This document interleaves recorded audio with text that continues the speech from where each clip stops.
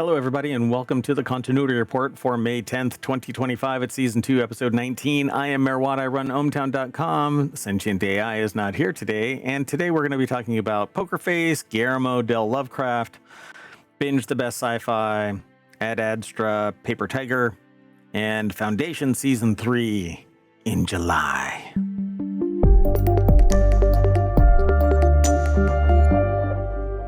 Hello, hello. Again, I am Merwat, and I run that website right there.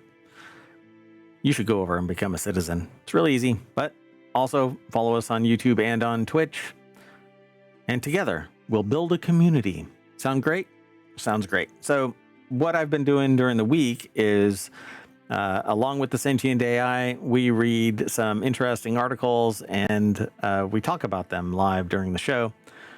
On the weekends, we do the same thing, but 5 articles in 3 different shows on Saturday and 3 different shows on Sunday, each with their own topics. It all works out pretty well until mayoral duties keep me from doing something online. And that was this Saturday and Sunday. I wasn't able to do the shows at all. That said, we're ready to go. So there is the Continuity Report, which is basically a report of discontinuity. To keep continuity, you have to track where everything is, and that's what the Continuity Report does. And so we always giggle about things that don't quite make sense. That doesn't necessarily mean all of our articles are about that kind of stuff. For instance, Poker Face creator Rian Johnson on perfecting the murder mystery and why his next movie after Knives Out isn't Star Wars. Rian Johnson's Poker Face returns for Season 2 on Peacock with Natasha Lyonne solving mysteries. Johnson explained to Business Insider how they recruit a star-studded cast each season. Johnson plans to take on an original movie after the release of Netflix's Wake Up, Dead Man. When it comes to murder, Rian Johnson knows what elements make the perfect crime, and so far, Poker Face has been spectacular. Natasha Lyonne is the star, and I can't remember the show that they were on before this. Anyway, Jason Garazio put this article together for BusinessInsider.com. And it says here, the writer-director has spent the last 6 years immersed in the whodunit genre surrounding Daniel Craig's Southern dandy detective Benoit Blanc, with a cast of quirky suspects in 2 Knives Out movies. A third is out this fall. They're refining the procedural format for streaming with Peacock's Poker Face, starring Natasha Lyonne. The murder mystery genre has served me well, says Johnson, who told that to Business Insider with a giggle in the days leading up to the Season 2 premiere of Poker Face, which is Thursday. Or I should say was Thursday, or is Thursday. I'm not sure. The series, which stars Leone as Charlie Cale, a mystery-solving former casino worker on the run from the mob, uses the case of the week format to feature all manner of zany scenarios acted out by star-studded cast of guest stars. So every episode, we've only seen the first season, and not even all of it, actually. There's 10 episodes, I believe, and I think we're only like halfway through it. Been a blast. Every episode is a bottle that actually drags the premise of the entire show along. But really, each episode is unique unto itself. It's pretty cool. So Johnson knows the value of keeping things creatively interesting. That's why he plans to take a break from the whodunit genre and start a new project after his last Knives Out installment, Wake Up Dead Man, hits Netflix this fall. Dun, dun, dun. All right, there's more to this article, so you're going to have to go over and check it all out. You can actually pull up the show's notes by typing in basically the acronym of the show. So it's TCR, exclamation point TCR. You throw that into the chat in Twitch, or you just plain look for it in the description of the show, in the show notes for today's show. Let's keep going though. I really want to see a Lovecraft adaptation by Guillermo del Toro. So this next article is over in the Continuity Report, why Guillermo del Toro's long-awaited Lovecraft adaptation still hasn't happened despite being announced in 2010. At the Mountains of Madness is one of the most exciting projects of the esteemed director's backlog, but it may still be a long time before it ever sees the light of day. One of the most esteemed dark fantasy and horror directors to ever take hold of Hollywood, Guillermo del Toro's movies have a distinct flair for the supernatural and disturbing that would be right at home amid the works of H.P. Lovecraft. Sans, of course, the extreme racism, cultural relativity aside, H.P. Lovecraft.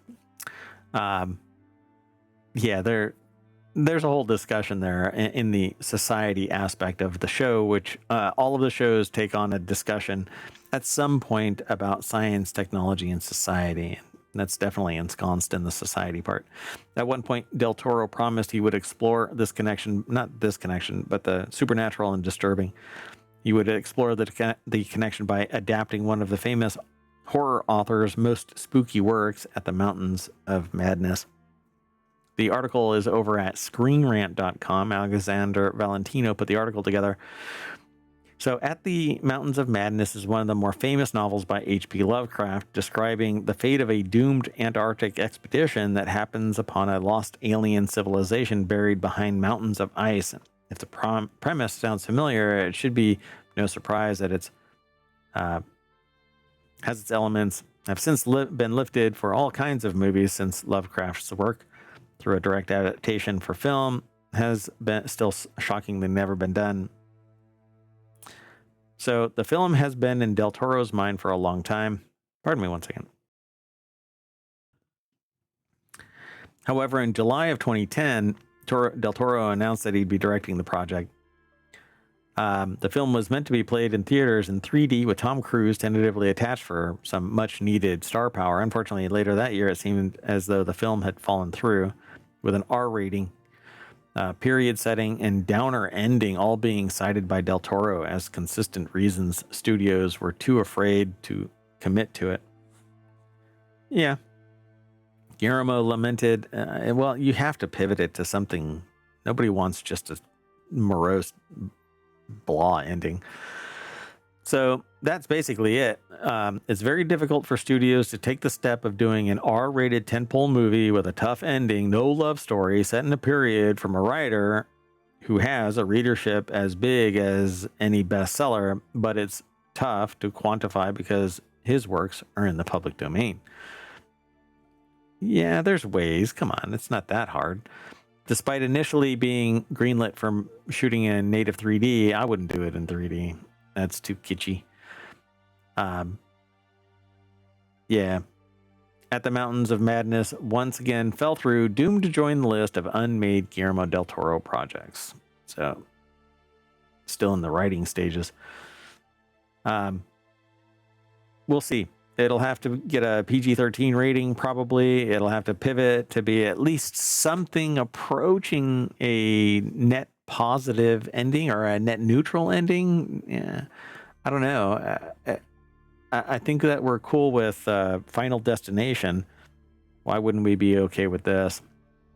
Anyway, Guillermo del Toro's characters are pretty freaking spectacular. So I hope that this actually comes into existence.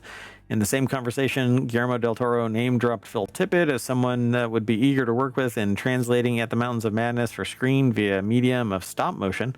Phil Tippett is a legendary special effects artist known for crafting fantastical creations in films such as Star Wars, RoboCop, Jurassic Park. More notably, Tippett pioneered a shocking stop-motion horror movie with Mad God.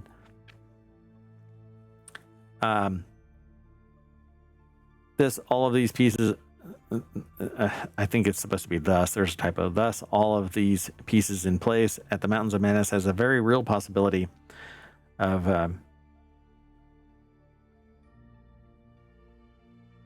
albeit a different form than first anticipated. We'll see. I'm looking forward to this. I hope that it actually comes to pass. That would be amazing. Let's move on. Our next article is over in the Continuity Report. You can binge one of the best sci-fi shows of the decade in less than 10 hours. Station 11 delivers both fronts, profoundly thought-provoking, binge-worthy, stunning sci-fi miniseries which adapts Emily St. John Mandel's acclaimed 2014 novel. Station 11 explores the beauty and resilience of humanity in the aftermath of a global pandemic. We lived through it. The wildest part of the show is that it came out just a year after COVID-19 broke. but it's a 2014 novel. The article is over at screenrant.com and Lipset. Oh, I'm watching, or I should say the Sentient AI and I are watching the Eternaut. Pretty amazing. You'll have to watch it. I'm not doing it justice when I say that it's pretty amazing. Sci-fi for sure. The timey-wimey stuff haven't quite manifested that. There's these things that appear to be either flashbacks or flash sideways or whatever. But it was pretty amazing to see the antagonist in this that we think is the antagonist, but we're slow rolling this because I want to squeeze every drop of yumminess from this, the Eternaut. It's really amazing. Go and check it all out. Anyway, this article is about Station 11 offers a complete, emotionally rich journey that you can experience in a single day or weekend. Binge watching 10 hours. I guess. Is that a binge watch? 10 hours? Like just watch it all the way through in one day? I don't know if I can spend 10 hours just watching. Been there before, I suppose. Anyway, the series differs from many dystopian stories.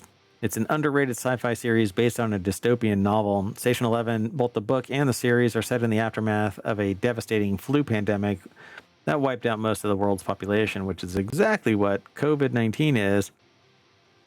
At the story's core is a traveling symphony that performs Shakespeare plays for destitute settlements scattered worldwide. The show delves into the themes of memory, survival, connection, emphasizing how stories and relationships shape identity and hope. And unlike typical dystopian narratives that focus solely on violence or control, Station 11 offers a more reflective and emotional vision of a post-apocalyptic world. Go and check it out. Be sure to swing by this article over at screenrant.com and Lipset. This next article is over in the Continuity Report as well. Scarlett Johansson and Miles Teller join Adam Driver and Ad Astra director's Paper Tiger cast. Paper Tiger is a new film going into production next month in New Jersey that comes from director James Gray, who's known for making 2016's The Lost City of Z and 2019's Ad Astra. There's an Ad Astra. What is going on? What? I thought it was Ad Astra, but they have Ad Astra in the title. Character details are being kept under wraps at the time, but so what about Paper Tiger? What is that all about?